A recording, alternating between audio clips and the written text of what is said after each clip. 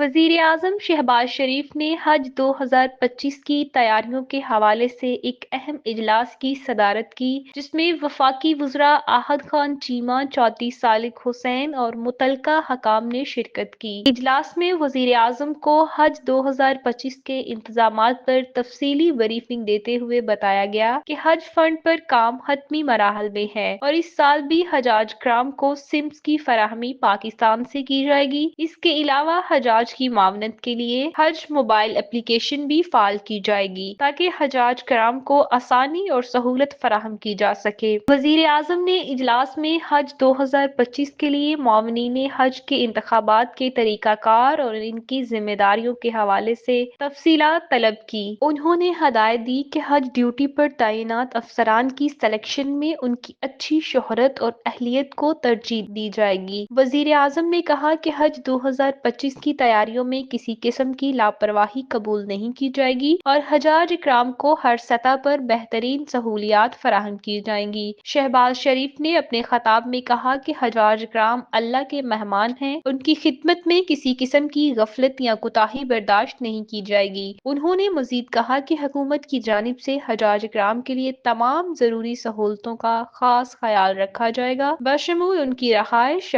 سفری انتظامات اور دیگر ضروریات کا بھی خیال رکھا جائے گا۔ وزیر اعظم نے اس بات پر زور دیا کہ حجاج کرام کے لیے مامنین کے انتخاب میں شفافیت اور میرٹ کو مدنظر رکھا جائے گا تاکہ اس اہم عبادت کے دوران کسی بھی قسم کی مشکلات کا سامنا نہ ہو۔ وزیر اعظم نے حکام کو ہدایت دی کہ حج 2025 کی تیاریوں کے حوالے سے ایک جامع بریفنگ تیار کرکے آئندہ چند روز میں پیش کی جائے تاکہ تمام انتظامات کو حتمی شکل دی جا سکے۔